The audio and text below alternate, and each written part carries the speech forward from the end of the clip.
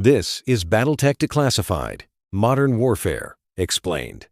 There are 8 ways to stop a drone swarm. Only one of them is currently winning, and it is not the one America has spent the most money on.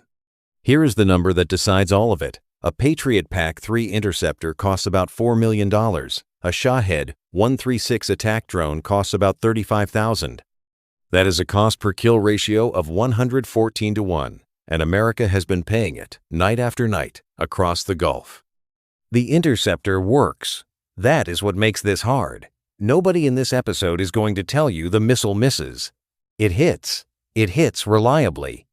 And every time it hits, the side with the smaller budget wins the trade, because you cannot spend 100 times more than your opponent indefinitely and call it a defense. One of the 8 breaks that arithmetic completely. It can disable 30 drones with a single pulse for the price of the electricity it takes to fire. It is also the one that barely exists yet. We will get there. So we are going to rank all 8 methods, from the one that is quietly bankrupting the United States to the one that might actually break the equation. And along the way, you are going to meet the same opponent again and again, because every single time somebody finds an answer, the drone changes. Before the ranking, 3 tests, because does it work is the wrong question, and it is the one almost every article asks. Test 1 is cost per kill, not the price of the system, the price of one engagement, because that is the number that decides whether you can afford to keep defending. Test 2 is magazine depth. How many drones can this thing stop before it runs out? A weapon that kills perfectly and then has nothing left is not a defense against mass. It is a defense against one. Test 3 is the one nobody likes. What defeats it? Every method on this list has a counter, and most of those counters already exist in the field right now. A ranking that ignores that is a sales brochure. Cost, depth, counter. That is the whole framework. Now the ranking, from worst to best. Number 8 is where America started, and where it largely still is. Surface-to-air missiles, the Patriot family and its equivalents, are the finest air defense weapons ever built. Against the ballistic missiles and combat aircraft they were designed for, nothing comes close. Against a Shahed, they are a catastrophe with a perfect hit rate, 114 to 1, and the magazine depth is brutal. A launcher holds a fixed number of rounds. Reloading takes time and vehicles. And, as we covered in a previous episode, a single PAC-3 takes up to 24 months to build. You are not resupplying mid-battle. What defeats it is not technology. It is arithmetic. Send more drones than the defender has missiles, which for a country producing Shaheds by the thousand is not a challenge, it is a Tuesday. And there is a second cost that never appears in the ratio. Every interceptor fired at a drone is an interceptor no longer available for the ballistic missile it was actually built to stop. The drone does not only cost you $4 million, it costs you the thing you were saving that $4 million for, which is why the industry tried to build something cheaper. That did not work either. Number 7 is the industry's first honest attempt at the problem. Rather than firing a missile designed for a fighter jet at a lawnmower engine with wings, build something purpose-made and cheaper. Raytheon's Coyote family, Anduril's Roadrunner M. These are dedicated counter-drone interceptors, and the Roadrunner has a genuinely clever feature. If the target turns out to be a false alarm, it lands itself and gets reused. The cost per shot lands somewhere around $200,000, with the broader category of interceptor missiles running from $100,000 to $500,000. That is real progress. Against a $35,000 Shahed, it is roughly 6 to 1 instead of 114 to 1. But look at the direction of travel. The defender is still paying more than the attacker every single time, and the attacker's unit cost keeps falling while the defender's does not. Better losing is still losing. The next entry costs 1,000th of that. It has a different problem. Number 6 is the oldest answer on this list, and it deserves more credit than it gets. A 30mm cannon firing programmable airburst rounds, detonating a cloud of tungsten fragments directly in the drone's path. The ahead round costs roughly 1,100 euros. Against a $35,000 drone, the defender is finally, for the first time on this list, paying less than the attacker. The magazine depth is good.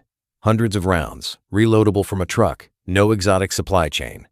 So why is it only number 6? Range. A gun has to let the drone come to it. You are engaging inside a couple of kilometers, which means the drone is already over the thing you are protecting when you take the shot, and debris still falls. Guns are the last layer, not the answer. They work beautifully, and they work far too late. There is also a targeting problem the cost figure hides. A gun needs a fire control radar accurate enough to put a fragmentation cloud in exactly the right cubic meter of sky against a target made largely of foam and plywood. The ammunition is cheap. The sensor package that makes it useful is not, and that is the part that has to work first. The next entry is cheaper still, and it is on this list mainly as a warning. Number 5 is the cheapest thing on this list, and its ranking is a lesson in what works actually means. Net launchers, net carrying drones, entanglement systems, a few hundred to a few $1,000s per engagement, reusable in some configurations, and non-destructive, which matters enormously over a city or an airport where a shot-down drone becomes falling debris and a lawsuit. And against the threat this was designed for, a small commercial quadcopter drifting over a stadium, it is close to perfect. Against a swarm, it is irrelevant. A Shahed-class drone crosses the sky at over 180 kilometers an hour. The newer Duran 3 variant is jet-powered and exceeds 300. You do not net that. You do not net 30 of them arriving together. Nets are an excellent solution to a completely different problem, and confusing the two is how procurement decisions go wrong. Which brings us to the entry that would have been number 1 on this list 18 months ago. Number 4 is the method that, 18 months ago, would have been number 1 on this list. What happened to it is the single most important development in this entire field. Radio frequency jamming and GPS spoofing. Break the link between the drone and its operator, or corrupt the navigation signal so the drone flies into empty desert instead of a barracks. No ammunition. No projectile. Handheld units run $10,000 to $30,000, and the marginal cost per engagement is effectively zero. The industry describes it as having infinite rounds, limited only by battery power. Cost test. Passed. Spectacularly. Depth test. Passed. Spectacularly. Then the drone changed. If breakdowns like this are your kind of rabbit hole, subscribe now. New long-form episodes every Wednesday, new Decoded episodes every Saturday. Russia began fielding fiber-optic guided FPV drones, spooling out a physical cable behind them, in some cases with a range of around 30 miles. Ukraine's own digital transformation minister has publicly called them a very serious problem. A fiber-optic drone has no radio link. There is no signal to jam because there is no signal. And separately, the Duran 3 arrived with optical terminal guidance, meaning it navigates the final phase by looking at the ground rather than by listening to a satellite. Spoof the GPS all you like. It is not using it. That is why jamming sits at number 4 instead of number 1. It still works against a large and shrinking category of targets. But the counter to it is not theoretical. It is not coming. It is already in the field, and it was cheap to build. Number 3. Is the answer Ukraine reached by necessity rather than doctrine. If a drone is the cheap thing, use a cheap thing to kill it. Ukrainian interceptor drones, the Sting among them, cost roughly $2,100 to $2,500 per unit and destroy their targets by collision or small warhead.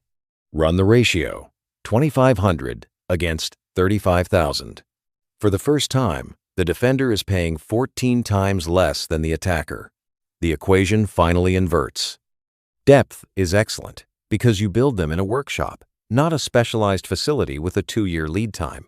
The Pentagon noticed, and its Drone Dominance Initiative to field hundreds of thousands of small drones is essentially this idea, adopted at national scale. The counter is physics. Most interceptor drones are quadcopters, and a quadcopter cannot catch a jet-powered Duran 3 traveling above 300 kilometers an hour. It is not a matter of better software. The airframe cannot get there.